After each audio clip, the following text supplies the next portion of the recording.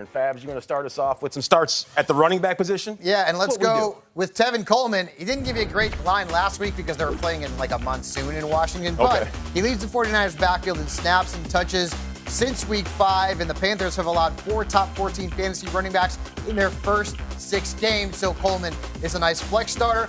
I also like Carlos Hyde as a flex starter this week. He has seen 45.3% of the touch share in Houston's backfield. Duke Johnson has become second fiddle there, and you look at the numbers, running backs have averaged over 8 catches and nearly 25 fantasy points per game when they're facing the Oakland Raiders. My sleeper, Graham, you're not going to like this, but Ty Johnson. Why?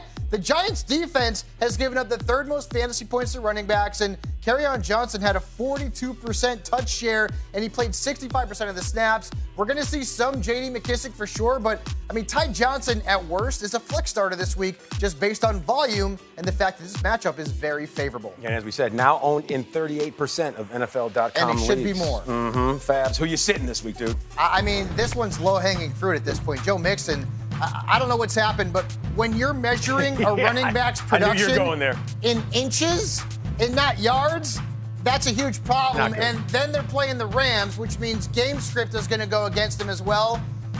Joe Mixon, I mean, some people are going to end up dropping him very shortly. I would also sit Jordan Howard against the Bills. Howard has been held to a combined 99 rushing yards and no touchdowns in his last 2 games, and the Buffalo defense has allowed just 80.5 rushing yards per game to enemy running backs, so this is not a good matchup. He's also still splitting time there with Myles Sanders. Fewer than 20 touches in every single game this season. Now, Fabs, let's make the move to wideouts. Who you starting?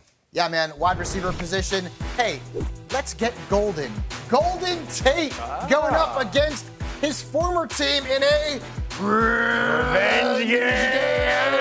The Lions have averaged 92.2 yards allowed to the slot this season, and opposing teams have targeted Detroit's slot cornerbacks a league-high 15.2% of the time. So Golden Tate is a very nice play. And Corey Davis, now he missed practice today because of an illness, but he should be fine for Sunday. I liked him last week once we heard that Ryan Tannehill was going to be the quarterback. He's playing the Buccaneers. They've allowed nearly 28 fantasy points a game to receivers lined out wide. That's where Davis runs about 69% of his routes. And my sleeper, DK Metcalf. Listen, it's all about the Atlanta Falcons defense here and what they can't do. Atlanta has allowed the 2nd most fantasy points to wide receivers since week 2.